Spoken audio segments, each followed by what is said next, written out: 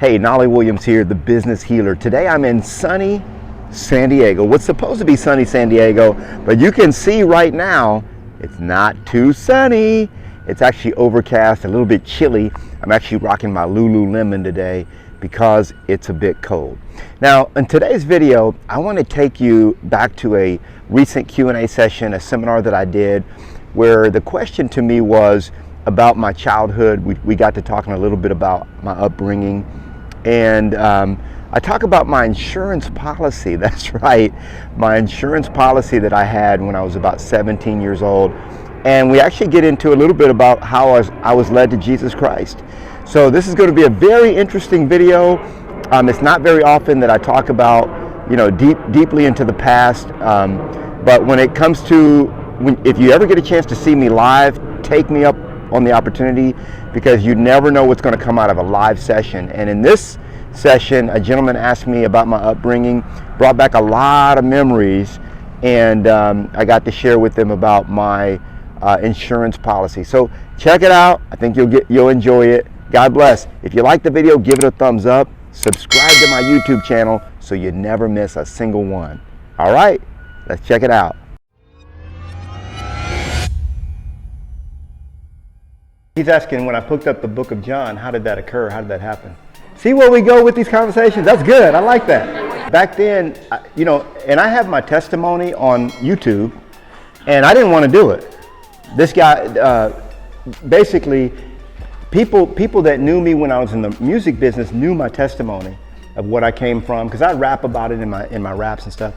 But when I got into real estate, I'm like, I don't want anybody to know I used to be a gangster. I was a gangster like back then. I was but what happened with me was, one time I was so my mom was a believer, okay? And so she was one of those interesting moms that would, make you read the Bible and then beat you at night, that kind of thing.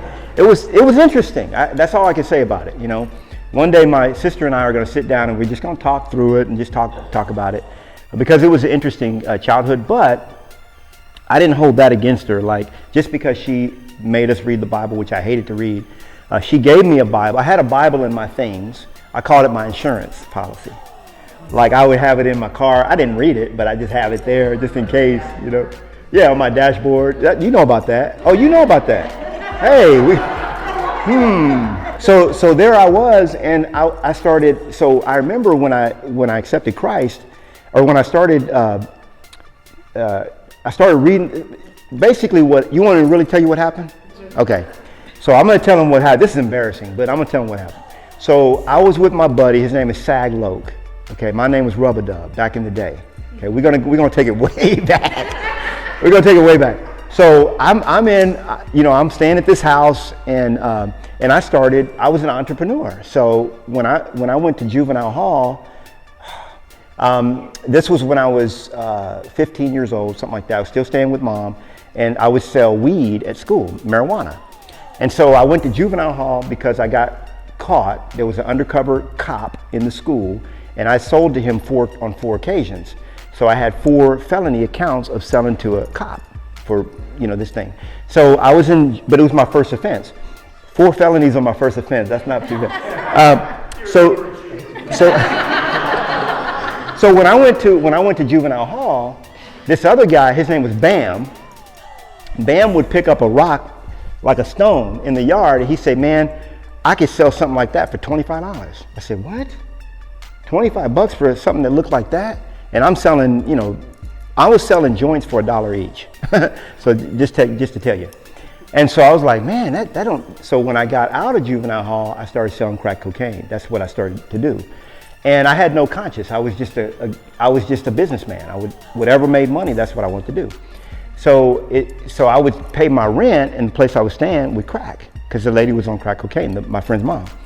And so it was a pretty good arrangement back then. It was not the you wouldn't put it on an application how you pay your rent, but it was what I was doing. So one time this guy comes up, and I would sell at night. I would be at the projects from 9 o'clock at night. I had a 9 to 5. It was 9 o'clock at night till 5 in the morning. That was my shift. And I would go out there. This was in the 80s in Los Angeles. Okay, you remember how it was really bad then. And I wouldn't use it because I was like, I would see what it would do to people, And I was always like, okay, but I want to sell. And I was making a lot of money. But I would sell at night. So my buddy Sag Loke, he sold during the daytime. So one time he came over and I was, hanging out at the house. He said, man, Rubber Dub, let's go out. I said, no, man, I only go at night. I don't do daytime. He said, man, let's go. I said, no. He said, man, come on. So he convinced me. We went out and we were making money. I mean, I never made so much money in my life. It was just one after another. I was like, man, I never even tried. This is good. And so then there was a raid on the projects. So there was, I don't know how many police cars came in, and we just started scattering. And we all knew that if something happened and there was a raid, there was a Catholic church that we would meet at. I don't know how we came up with this stuff, but that was what it was. So I made my way to the Catholic church, and then I was looking for we call cousins, but he wasn't my real cousin, Sag Loke. I said, man, where's Sag Loke? They said, oh, the cops got him. I said, what happened? They said, well, they told me the story. And Sag, he was out on parole at the time, and it was during the time of Reagan, 3 strikes. Sag was out on parole for cocaine sales, and that was his 3rd strike. He went to prison for life, I got away. So when I went home, I was like, man, I was just conflicted. I was like, my mom didn't raise, I wasn't raised like this. Something's not, this, I got to do something different. So I turned to the scriptures. I had the Bible there, and why I skipped Matthew and Mark, only the Holy Spirit knows that. I skipped Matthew, Mark, and Luke. I went straight to the book of John. Maybe it was less pages or something, I don't know. But I started reading through the book of John, and I started falling in love with Jesus. And I started changing the way I was as a human being. And I remember when I got to John chapter 15, verse 5, it says, I am the vine and you are the branches. If a man remains in me and I in him, he will bear much fruit. For without me, you can do nothing. And I realized that the reason why my life had nothing going on with it, and it was just a dead end, was because I didn't have this dude, how I would see it. Man, I don't have this dude in my life. I need this guy right here. So that's what led me to, Christ. I was led to Christ by Christ himself, I was led to Keller Williams by Gary Keller, I've just had that kind of life. And so that was what, but I give God the praise. 4 years after that experience, I married the love of my life.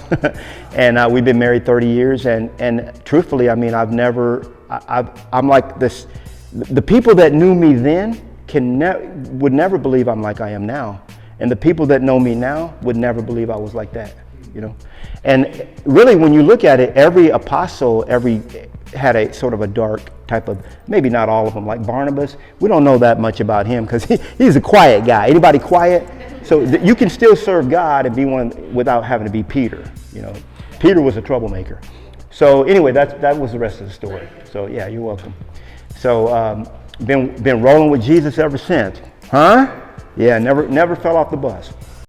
Hey, I hope you enjoyed the video. Hey, I want to invite you out to Knolly Coaching Club. That's right, the Knolly Coaching Club is where I'm able to teach, train, and coach you every single week to your ultimate greatness. Now you can join for just $1. Go to knollycoaching.com and I'll see you on the inside.